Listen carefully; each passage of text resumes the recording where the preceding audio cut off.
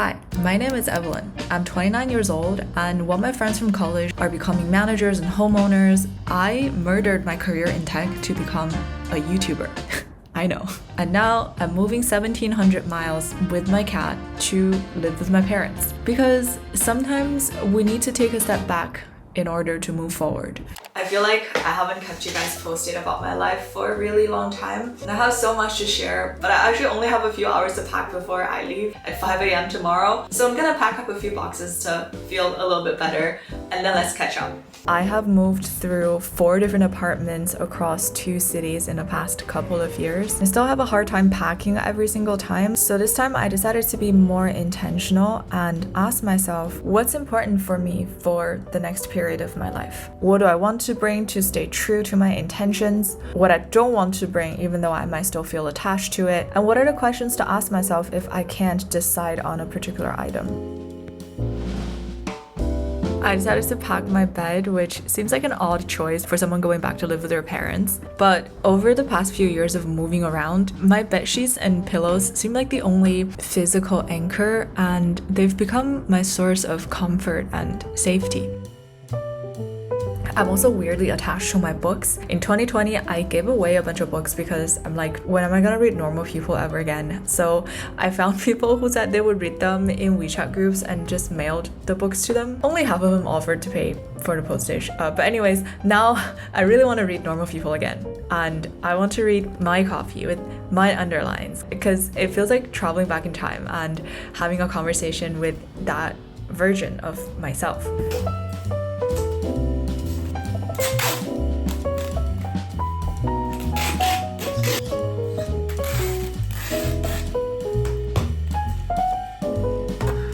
First box, done.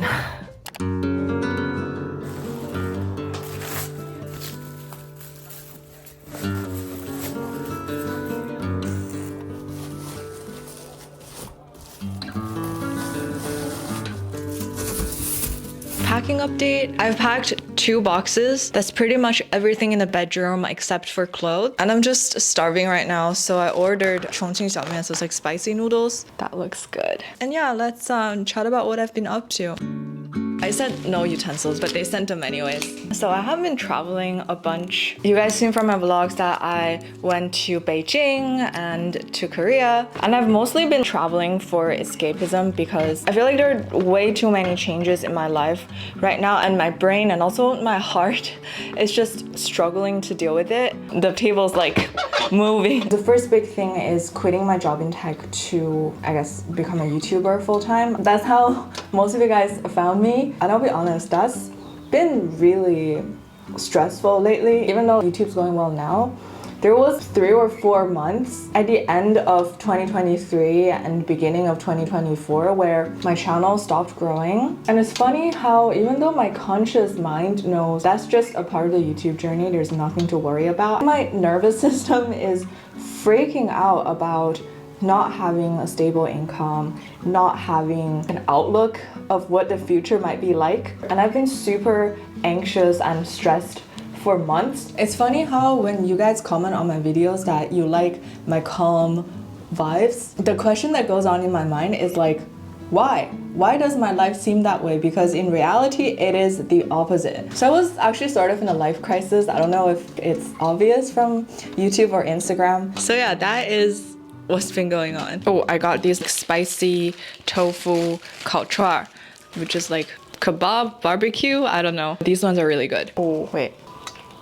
And there's another big change in my life, which is moving to Berlin. A lot of you guys probably don't know this if you're pretty new to the channel, but in 2020, I basically packed 1 bag to come back to China for vacation from Chicago. And then COVID happened. I basically had to watch my entire life fall apart. I couldn't go back, lost my apartment, my relationship at the time. So I know I want to leave China, but if I go to a different country on a visa, what if everything gets taken away from me again? So at this point, my nervous system freaked out. I started to doubt myself, started having problems in life, interpersonal relationships, and it got overwhelming for a while. My conclusion from that was I need to leave Guangzhou because I don't really have any friends here. There's nothing around me that inspires me in things I'm interested in, like creator economies, startups, tech, and my life's just been feeling stagnant and monotonous for months. So I decided to move back to my parents' place so that I can travel for a few months and sort of become a digital nomad while I prepared to go to Berlin.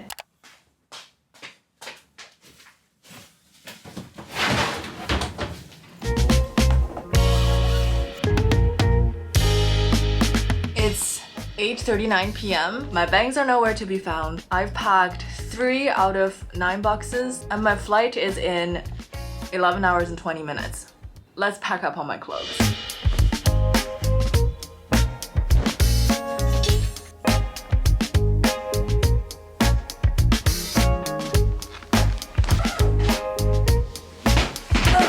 This is the pile of clothing I'm getting rid of. They either no longer fit, like this dress is too short, this one's also barely covers my butt. Some just don't fit my style anymore. Like this pencil skirt that I would wear to work when I was a consultant. Who wears pencil skirts anymore? This dress that kind of looks like a layered cake that I've literally never worn once. Not even once. I wish there would have been a Goodwill in China, but I think I'm just gonna pack them into bin bags and leave them by the trash can for people in the neighborhood to pick up, and they will. Bye bye old clothes. I hope you get to make some other people happy.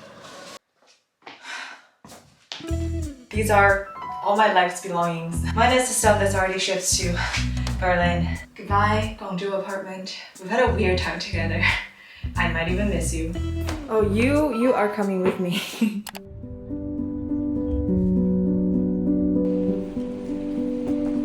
Everything went super smoothly. I was really worried about Dudu having to go through the x-ray, but he didn't have to.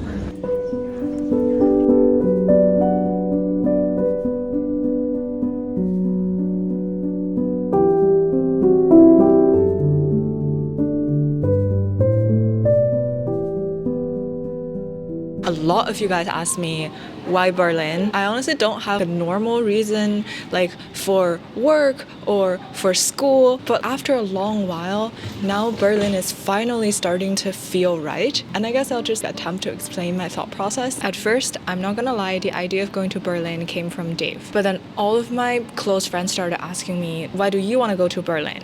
And I realized I actually have a pattern of deciding where my life would be based on where my romantic partner wants to be. And so I started to panic because I actually don't know where I want to go. Berlin sounds like a really good option because there's a art scene, a tech scene, a startup scene, and it's relatively easy to get permanent residency, which I guess is not a problem for most of you guys. And also everybody speaks English in Berlin, but I can see at this point how my brain is just scrambling together reasons to convince myself to go to Berlin. And I remember the feeling when I went to America as an exchange student when I was 17. I was so excited to go. I was not scared of anything. But I guess it's hard to get that feeling back as you get older and have more things to lose. So I've been procrastinating on getting a visa to Germany for months. I'm the sort of person who needs a strong reason to do things. If I really want to do something, I get it done. But if I don't believe in it, there's no way I get started. So I finally started doing research into visa lately. Strangely,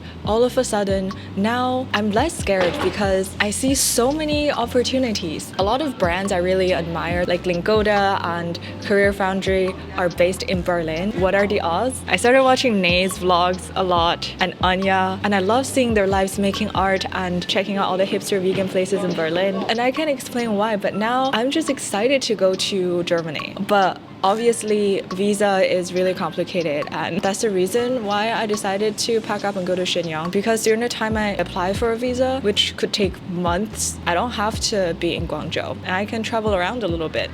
I gotta go take Dudu to catch our ride to Shenyang because I actually landed in Beijing, because there are no direct flights that allow pets in the cabin from Guangzhou to Shenyang, and no domestic flights out of Beijing allow pets in the cabin. Basically, we had to fly from Guangzhou to Beijing and then drive 8 hours from Beijing to Shenyang.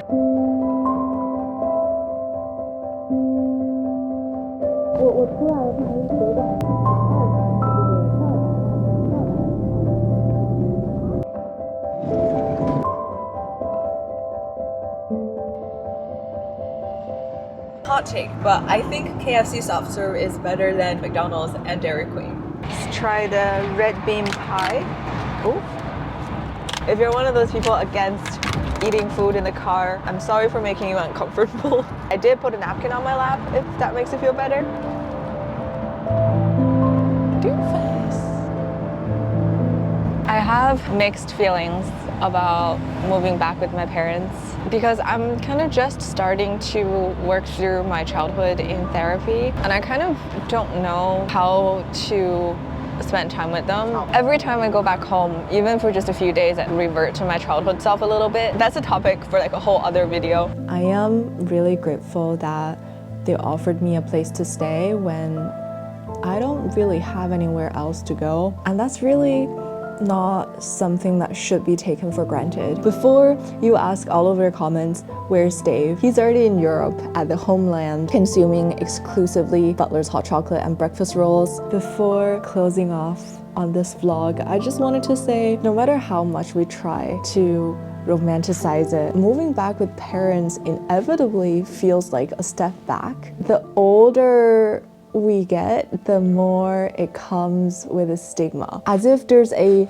prescribed set of activities we should be performing at certain ages. We go through life at our own pace, and when our pace is different from other people's, it feels unsettling. But it's also a really rare opportunity to find out what's true to us so that we don't live a life that's justifiable to others with something missing in our own heart. By all means, it's not going to be easy. So please remember, when you feel like you're taking a step back, it might just be a step forward in disguise. You're exactly where you need to be in life. Good night.